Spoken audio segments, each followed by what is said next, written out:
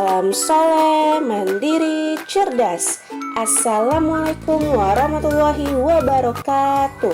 Baiklah anak soleh soleha, hari ini kita akan kembali melanjutkan pembelajaran tematik kita. Di mana hari ini kita akan belajar tema 3, subtema 3, pembelajaran 3 dan 4. Namun sebelum itu ada baiknya kita melafalkan lafaz basmalah terlebih dahulu ya. Bismillahirrahmanirrahim.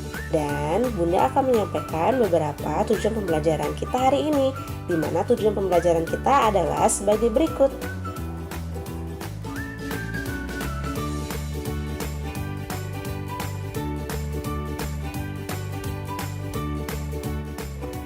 Agar tujuan pembelajarannya dapat tercapai dengan baik, maka anak soleh soleha harus memperhatikan penjelasan yang Bunda berikan ya. Nah, untuk mengawali pembelajaran hari ini, Bunda ingin anak soleh soleha mendengarkan lagu berikut ini terlebih dahulu. Selamat mendengarkan. Indonesia negeriku, orangnya lucu-lucu, macam-macam budayanya. Indonesia tercinta, orangnya ramah-ramah, kemari Palo Jinawi. Dari lagu tadi, kita sudah mengetahui bahwa Indonesia itu penuh dengan budaya dan Indonesia tergambarkan sebagai negara yang ramah. Selain ramah, Indonesia juga menerapkan gotong royong. Nah, salah satu hal yang dapat kalian lakukan adalah untuk melestarikan budaya yang ada di Indonesia. Misalnya, menyapa dan mengucapkan salam. Saat menyapa dan mengucapkan salam, kita harus mengucapkannya dengan santun.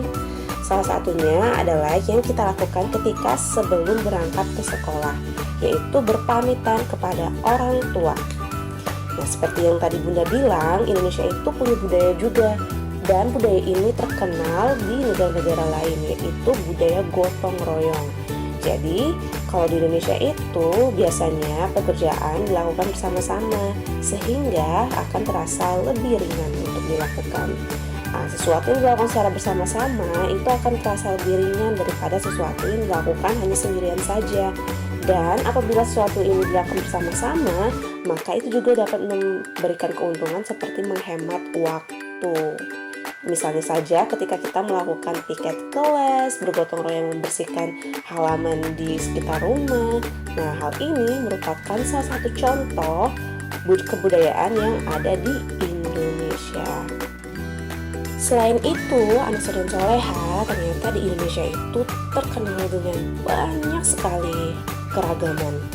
Beberapa keragaman yang dimiliki Indonesia yaitu agamanya. Nah, anak soleh soleha ingat tidak ada berapa agama di Indonesia? Ya, benar sekali ya. Jadi di Indonesia itu ada 6 agama. Tidak ada agama Islam, ada agama Kristen, ada agama Katolik, Buddha, Hindu, dan Konghucu yang terakhir. Nih, dalam kehidupan sehari-hari kita tentunya harus saling menghormati antar umat beragama.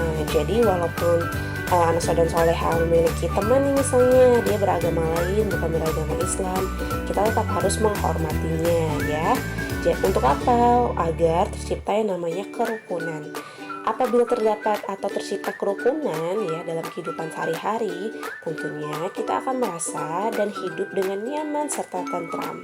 Jadi apabila anak soleh dan soleha memiliki teman berbeda agama, tidak perlu dijauhi ya. Kita tetap berpendirian kepada agama kita adalah agama Islam, namun kita tetap berteman dengan dia. Dan kita harus menghormati agamanya juga, seperti itu ya. Jadi tidak boleh membeda-bedakan orang dari melihat agamanya. Kita harus saling menghormati. Salah satu contohnya itu adalah dengan memberi salam. Jadi apabila bertemu dengan teman berbeda agama, kita menyapanya bukan dengan assalamualaikum, tapi kita menghormati dia dengan agamanya. Jadi kita bisa menyapanya dengan menggunakan kata hai, apa kabar, selamat pagi, selamat siang, ya seperti itu ya.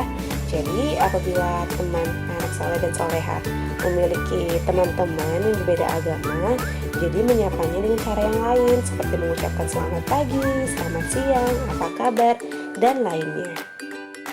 Nah, sekarang Bunda udah punya nih beberapa contoh makanan yang harganya berbeda-beda. Dan sekarang Bunda mau minta anak saudara soleha untuk mengurutkan dari nilai yang paling kecil atau yang paling murah. Nah, sini Bunda punya wafer harganya Rp900, kemudian ada permen harganya Rp500, dan minuman harganya Rp800. Kira-kira kalau misalnya diurutkan, yang paling murah itu yang mana terlebih dahulu? Yang pertama kita urutkan adalah permen karena harganya Rp500 ya. Kemudian kita urutkan yang kedua yaitu adalah minuman karena harganya Rp800, dan yang terakhir berarti wafer ya, harganya Rp900. Berarti urutannya permen, minuman, dan wafer. Nah sekarang ya, misalnya nih Bunda punya uang Rp3.000. Kira-kira Bunda bisa beli apa aja ya? Kalau misalnya Bunda beli 2 permen, artinya itu adalah Rp1.000. Terus nanti Bunda tambah nih sama 1 wafer, jadinya berarti 1.900. Kemudian Bunda tambah sama 1 minuman, berarti jumlah semuanya totalnya itu adalah 2.700. Berarti masih bisa nih Bunda punya uang 3.000, terus Bunda beliin 2 permen, 1 wafer, dan 1 minuman. Terus kalau misalnya nih Bunda mau beli lagi nih, Bunda beli minumannya 2, berarti dia 800 ya, tambah 800 sama dengan 1.600. Kemudian Bunda tambahkan dengan 1 permen, jadinya 2.100. Kemudian Bunda tambahkan dengan wafer 1 yang harganya 900, berarti pas ya Rp3.000. Nah, anak soleh dan soleha juga bisa mencoba nih, kira-kira misalnya ya uangnya Rp2.000, itu bisa beli apa aja? Apakah bisa beli permennya ada 3 mungkin, atau minuman 1. Nah, nanti anak soleh soleha bisa nih berlatih ya.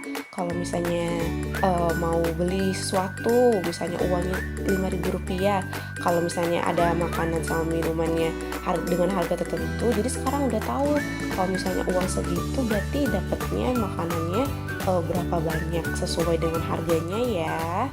Nah, di sini juga Bunda mau mengingatkan kembali nih tentang kesetaraan nilai uang.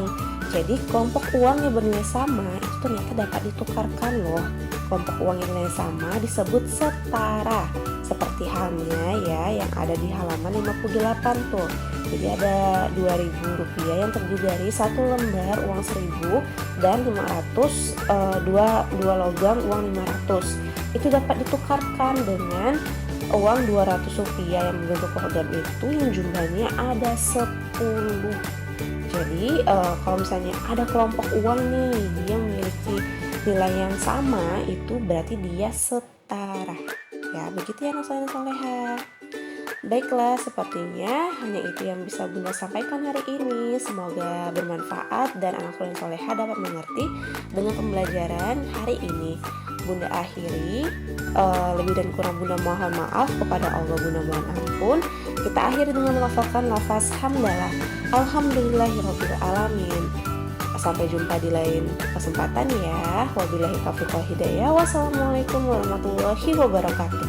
Jangan lupa jaga kesehatan.